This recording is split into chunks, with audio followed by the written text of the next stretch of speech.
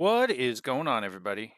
Welcome back to another Code Peterson tutorial. We're doing some more GB Studio, and this is another requested topic for the question, is there a way to do halfway points in your levels? And I think we can do that pretty easily in here. I am using the same layout that I used for my last tutorial, which was on ladders. The only thing that I have extra in here is my tiles, my tile sheet here that I created. And you can see there's the blank smiley face and the filled in smiley face. And on here, I have my blank smiley face on there. That's kind of hard to see. And if you go in here to the assets for this project file that it automatically generates, and I go to tile sets, you can see I put that switch tiles in there. I thought that would be easier to use than using well, maybe not easier, but it would be more efficient to use than putting an actor there and wasting one of my allotted actors from my level on something that I could just switch fairly easy using the tile switch way. So here's the game on this. To begin with, I will go ahead and add a trigger. And I'll just click and drag this and bring it all the way over here. So these are both kind of the same area. And I only have to use one code for those on there. And then I will also add a trigger right over that smiley face. There we go. And then if I really wanted to get down to it, then I could add another trigger here for the end of my level, this little Mario style endpoint on there. I have just a regular simple sprite that I use for my previous one also. And then this is just like a 2D platforming style game to use on here. Okay, so to begin with, we will create a variable that's going to keep track whether or not the halfway mark has been met. So here on scene 1, I'm going to go add event, and then I might go, and this is in the on init section here of my scene 1. And I'll go set variable to false. And I'll click this drop down and I'll go down to my global variables and I'll select variable 0 and click the little pencil, and we will call this one halfway. When the game starts, halfway for this level for scene 1 is automatically set to false. And then if I select this trigger on here, then I will go to add event.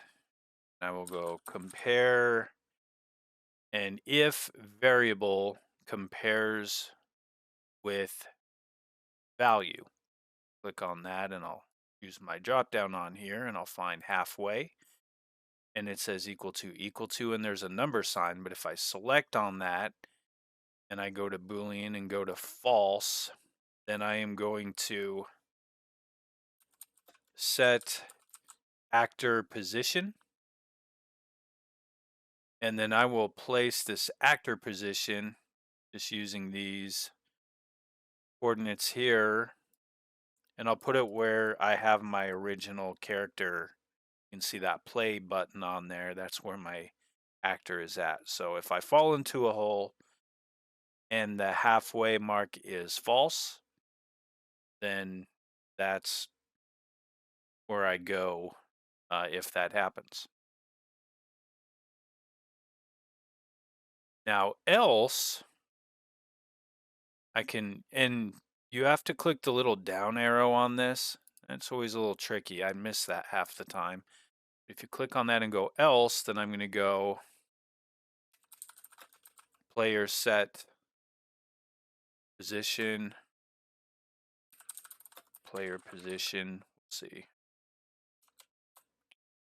actor. Here we go. Actor position. Here we go. Set actor position. My actor is name player, and that's what I was looking there. And then if I get the halfway point, which is this right here, then I'm going to move my character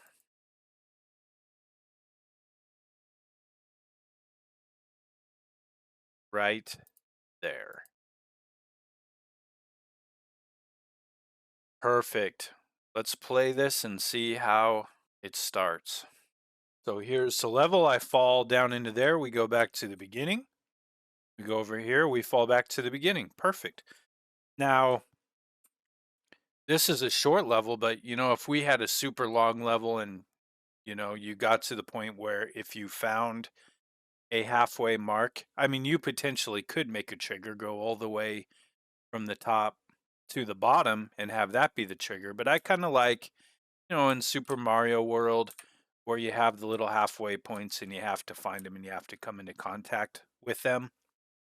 So I thought that would be a way to make it look a little more engaging for this. So to do that, then we will select this trigger, and on enter, then we are going to set variable set to true.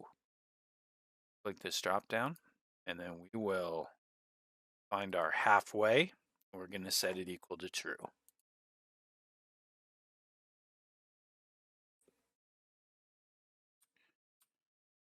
All right, so we go down here. That still works.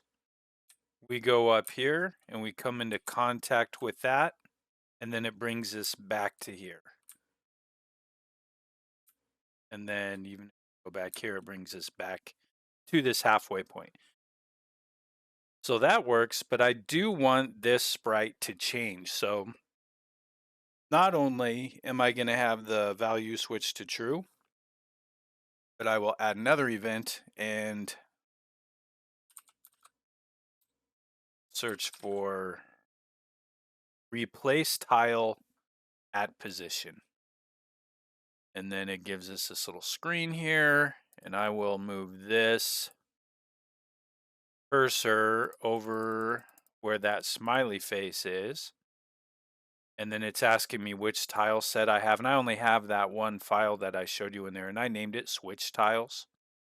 And if you're not sure how the process goes with that, I do have some tutorial work with that on my YouTube channel. So you can go in there and search around for tile swap or tile switching.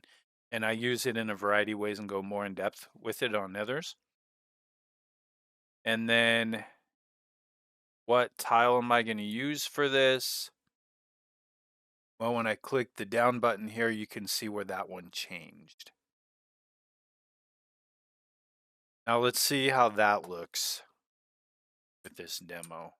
Here, go up the ladder, and then it changed it on there, and we have that switched. So, I could have it as something like with a thumbs up, or, you can do whatever you want for this deal in here, and that looks nice. Now, the last thing I want to do is have this here on enter.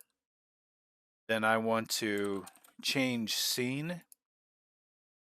And I want to change scene to, in this case, scene 1. Now, if I had a scene 2, or if I had an overworld map, and I wanted it to go there after I complete this, and I would do that. But I will say switch to scene 1, and I will move my character to the beginning.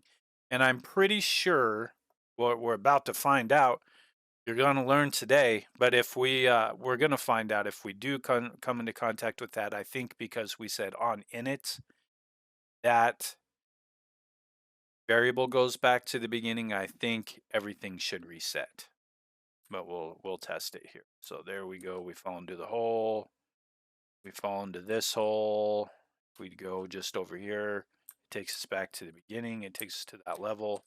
Now, if I go up here and switch this and I fall down, still there, and I fall down, I go over here and I fall down this, so it does work perfectly.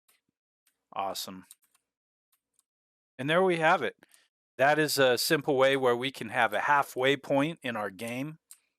And we even have a little trigger for it in this case. But again, like I said before, you could just have something that goes periodically through there and have different variables set up to where as you progress you don't have to go back, or however you want to make that to a way that fits the challenging nature of the game that you're trying to create.